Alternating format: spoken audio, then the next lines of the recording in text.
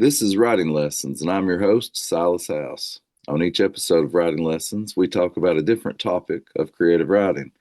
On this episode, we're discussing creative nonfiction. We are talking to Crystal Wilkinson, the beloved author of books like Blackberries, Water Street, Perfect Black, and her most recent praise song for the Kitchen Ghost, which was a widely acclaimed bestseller. She is a native of Casey County, Kentucky, but has lived for many years in Lexington, where she presently directs the Creative Writing MFA at the University of Kentucky. She's also a former Poet Laureate of Kentucky. Well, Crystal, you've written fiction, poetry, and more, but I want to focus today on Praise Song for the Kitchen Ghost, and especially to give our listeners some insights into writing nonfiction, to give them some lessons, as the title of the show states. So, what led you to do a book of nonfiction? Well, I was really sort of coerced into it by Ronnie Lundy. You know, this book, Praise Song for the Kitchen Ghost, was based on an essay by the same name. And Ronnie Lundy, who, if y'all don't know, is a beloved chef, cook, and writer about Appalachian foodways, read that essay and really wanted me to. She said, "Well, don't you want to? This would make a great book. Would you want to do that? I can connect you to my food agent," which I didn't even know there was such a thing. And she said, "Would you want to make it a whole book?" And I said, "No, I'm working on a novel. I don't think I would." And so she did connect me to Lisa Eckes, who's a fabulous food agent, and she started talking to me about it. So I thought I'd try it. I'd try to write a proposal. And so I did, and it was during COVID, it became a meditation for me on my life growing up with food as the lens. So that's kind of where it came from. But before that, I had been exploring writing more nonfiction, particularly being interested in the braided essay. And I think that stemmed from when I wrote Birds of Opulence, which is a novel told in sections. I began to think about, you're also a multidisciplinary writer, and I begin to think about genre and what that means. And I always sort of decompartmentalize my poet self and my fiction self and my nonfiction self. And when I wrote The Birds of Opulence, I just tried to be the one writer. And if the poetic sensibility came to me, I ran with it.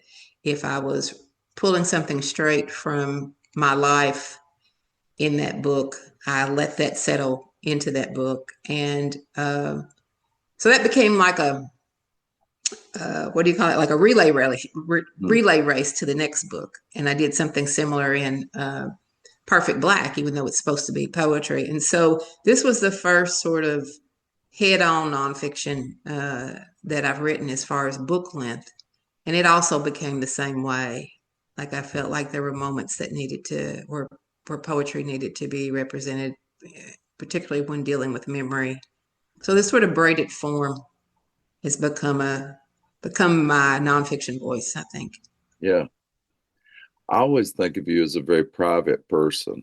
And so, did you find was it vulnerable to write a book like this, where you're revealing so much more of yourself without without the buffer of fiction that you can sometimes hide behind? Absolutely. And again, this started, sort of a relay race started with, I think the first time I felt so much vulnerability was when I wrote, Dig If You Will, the Picture, an essay about Prince, which stemmed from some childhood trauma that I had experienced. And I wrote it, and you write things, and I try to be brave when I'm writing things. But once it got published, and people started emailing me, and I realized how much of myself I had revealed. You know me, I'm a big crier, so I really was kind of devastated at putting so much of my real life out there. And I think that's why I use the other genres kind of as a buffer. When you're writing nonfiction, it was important to me to stick to the truth. But like even in Praise Song, there are moments like where I let my fifth great grandmother stand up and tell her own story. Part of that was sort of what Sadia Hartman calls creative, I think she calls it creative fabulation, where, because of slavery, there's only so much research that I can do. And then being sort of an intuitive person or someone who deals with spirit in a particular way too, I felt like it was important for her who she didn't have agency in her life, to be able to give her some agency through the writing. And it was well researched, but I also used my creative abilities to step into her voice. So there's sort of a blending of all that. But to go back and answer your question, the vulnerability is, I don't know how people do it that do this all the time because it does feel, you're of course not just vomited on the page, you're trying to create something artful and something that can then translate to the reader's own experience. So there's those elements too, but it feels, to me, writing it feels very raw when I can't layer the fiction on top of it. Yeah. Yeah. Well, you mentioned being a crier. We're both very emotional people. I think that makes us better writers, honestly. Mm-hmm. But would you say that this book was more emotional for you to write than, especially to be on tour with it, because you're talking about that with people over and over again? One thing in particular is I went to one of your events when the book was first released, and I found it so deeply moving that you had some members of your family read sections of the book, and it just illuminated how much they have been part of your formation as a writer and a person. So I was struggling to hold it together. I think you were too sometimes. Everybody was, because it was so beautiful. But can you just talk a little bit about all of that? Yeah, I wrote this book. Well, I don't write any of my books for myself, but this one was, again, to kind of make my family visible, and by extension, not just my family, because I think a lot of people don't know about rural Black people, and so I wanted to highlight that. I wanted to center my ancestors, and by doing that, we're a big family. Like all my first cousins are like my siblings. You witnessed that night, and all my auntie, who's 89 now, is sort of the matriarch in the center of our family. And for her to come, she's a big part of the book and a big part of my life. So it was important to include them. I include lots of conversations with them in the book. Because that's kind of how I write. Even when I'm writing fiction, I'll call up one of my cousins and say, "Do you remember, what does a guinea hen look like? Like, do you remember what they sounded like?" And I want to, sort of check my own memory to see what they think. So it's important. The familial part is important to my writing process and to just the way that I am. I don't think I would be a writer without the support. I'm always talking about my grandparents and them, of course, and my mother, but our larger extended family, no one else is a writer in a public way, but they're all storytellers. Yeah. And it's been great. Like Aunt Lo, part of it, I think what I'm doing is sort of my grandmother always wanted to be a writer and wanted to be a teacher. Aunt Lo said she stopped writing and had to curtail her reading when she got married at 16.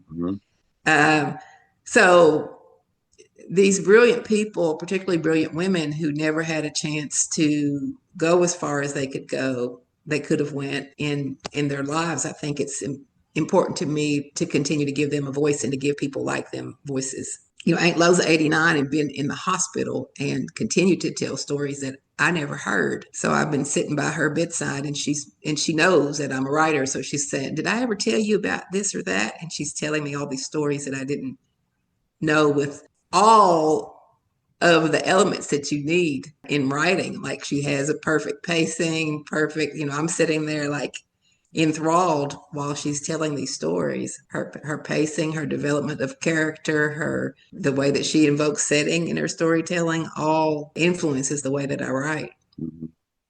Yeah, it's that innate ability that some people have, especially it feels like the older people in our life. Mm-hmm. Well, you mentioned the way that you had sort of use speculation to write from the point of view of your ancestor in the book. And that's really one of the best parts of the book, I think. But when we're talking about writing creative nonfiction, one of the things that, is a constant discussion for between teachers and students that's hard for people to get their minds around is you're writing nonfiction, but of course you're remembering things from the past. And so obviously we can't remember a conversation verbatim. Mm-hmm. Obviously, we're going to remember the story, the event differently than a sibling or somebody else who witnessed it will remember. So, how do you finally release yourself to say, I'm telling the essential truth here, and that's all Mm-hmm. I need to do? Yeah, I think for me, there's a degree of satisfaction, and I probably can't really define it, but I feel like that I have to do all that I can do to get to the truth. Not just, I mean, in essence, it is my truth because I'm the one writing it, but I want to double check, um, not just the facts, but also like, am I being too nostalgic about something, or am I romanticizing something? And if there's someone living that I can fact check with, I'll interview a relative or a person that was around during that time. Even if I don't use that in the writing, I want to double check myself. And also if there's any written, this when I wrote Pray Song, it was a dance between that, like what I remembered, what I had written down. Like I had a few little things that I'd written down even as a child in my diaries, and to fact check it with Aunt Lo, who's the oldest among them. I have another uncle who's in his 70s, and I ask him about the same thing. Then I'd ask people my age, and then I'd go to the archives. I'd do research too, if research was available. Looking at what was going on in Kentucky at that time, what was going on in my hometown at that time, and then somehow settle on a thread of the truth that felt like the highest truth that I could get at the time. Yeah, that's perfect. That makes total sense. Are there any particular books about writing nonfiction or just nonfiction books that you would recommend to people who are interested in learning more about writing nonfiction? Mm-hmm. And these are pretty old school, but I do, particularly for early writers, go back to them. And one of them is Tell It Slant, Writing and Shaping Creative Nonfiction by Brenda Miller and Susan Antonetta, I think her name. And that comes from that poem by Emily Dickinson, Mm, the title Tell It Slant. And even that poem, I think, is a good, useful tool for creative nonfiction. I sometimes hang that up over my desk. And, that gets back to your earlier question, like, how slant are you going to tell this story to get at that higher truth? Another book is, Lee Gutkind is considered to be the godfather of nonfiction, and the art of nonfiction that he's written is one that I go to because I love the poetic. I recommend for students to read Brevity Literary Journal that's online, because it's a good way to see both the beauty. A lot of those micro essays are almost like prose poems, but you can see the elements in a shorter period of time, like what's possible with creative nonfiction. yes. And then to read, like you can't, just reading, I think is important. Reading, I always tell students and people who are beginning to write to start with what you love. If you're from Appalachia, read some good and maybe some bad uh, nonfiction books about Appalachia, and then go outside your comfort zone and read some of things that you're not interested in. It always surprises me when I do that because, Hanif Barbecue, I loved his writing when I would see it online, but I've sort of avoided it because I really am not interested in sports. Like he writes a lot about sports, and I was thinking, I don't know. But oh my God, his books have just blown my head off, like the way that he can weave a narrative and the brilliance of his writing and his thinking, um, and make me enjoy sports. And his essays about sports are never really just about sports. And so to challenge yourself too with subject matter when you're reading nonfiction. Well, I have a couple more questions, but before I ask those, I wanted to ask if maybe you would share just a little bit of Praise Song with us. This is just a little snippet from the chapter called How I Learned to Cook. I don't remember exactly when I started cooking, but there is a photograph of me as a girl standing at the stove with a splotch of grease on the front of my dress, holding a spatula, my hip cocked, a grown up look on my face. I've always felt a power larger than myself while cooking. I learned how to cook by saying nothing, watching how each ingredient was managed, but so much of the art of cooking lies in the body. I gained knowledge about the spirit of the cooks who came before me, the rhythm and the way they sloshed the greens in the sink, removed a pot seconds before it burned, drew a knife close enough to the finger to hold the vegetable taut but never cut themselves. A kind of electric excitement passed through me when I watched Granny cook. Even now, I don't know what to call it, but there was grace and poise in her kitchen dance.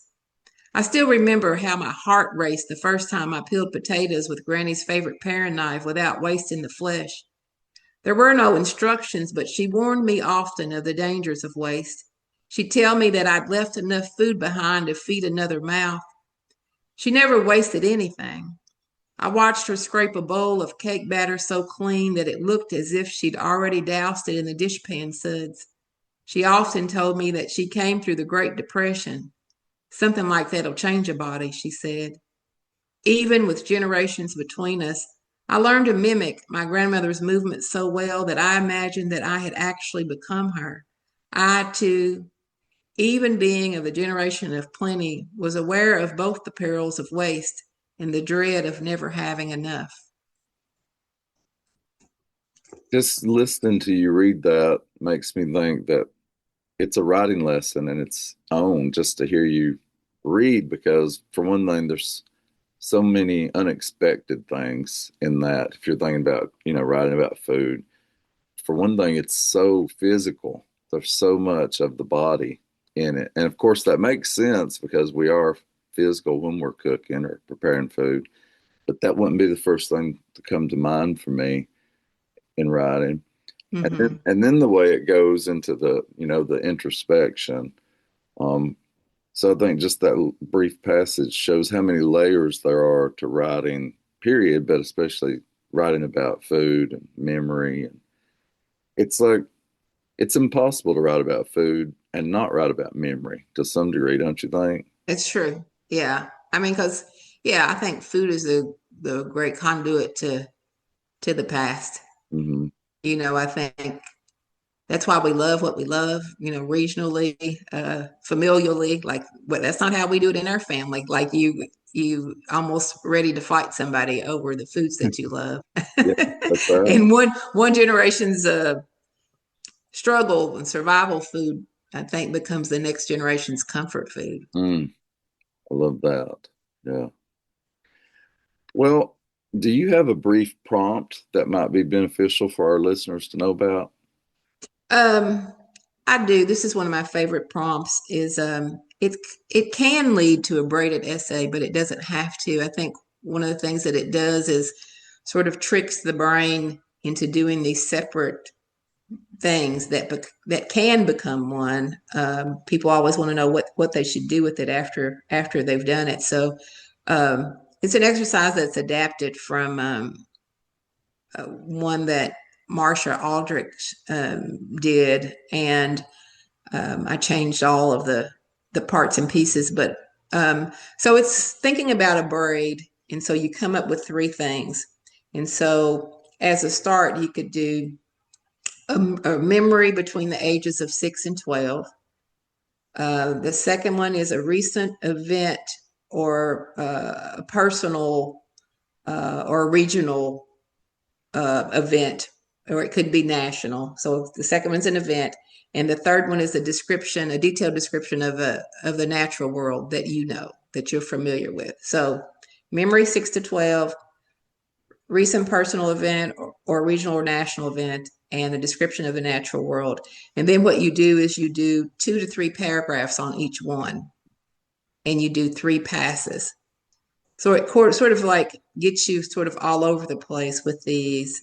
And then you can go back and you can say, oh, well, I really like what I'm doing with the natural world. And you can pull it out and just begin to write a piece about that. Or the trick is, I think, you get to the subconscious brain, because if you do it enough, I always suggest you do 3 passes, like you do a pass of 2 paragraphs of the memory, 2 paragraphs of the recent event, 2 paragraphs of the natural world. Then you go back to the memory again, the event again, and the natural world again. And by the 3rd pass, all of a sudden, they become connected in ways that you didn't realize that they were, because that's what memory does. So something sort of magical happens when you keep working on it, and you usually get to something you hadn't thought about before. That's great. I'm gonna use that to write myself. So thank you. Well, it's always a pleasure to visit with you, and thank you so much for being here with me today. All right. Thanks for having me, Silas.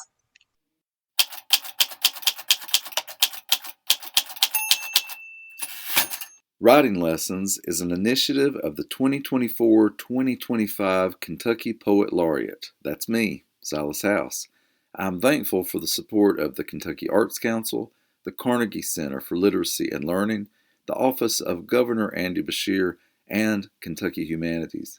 This show is written, recorded, edited, and produced by me. I hope you will share the show with other writers, students, or anyone who is interested in the creative process.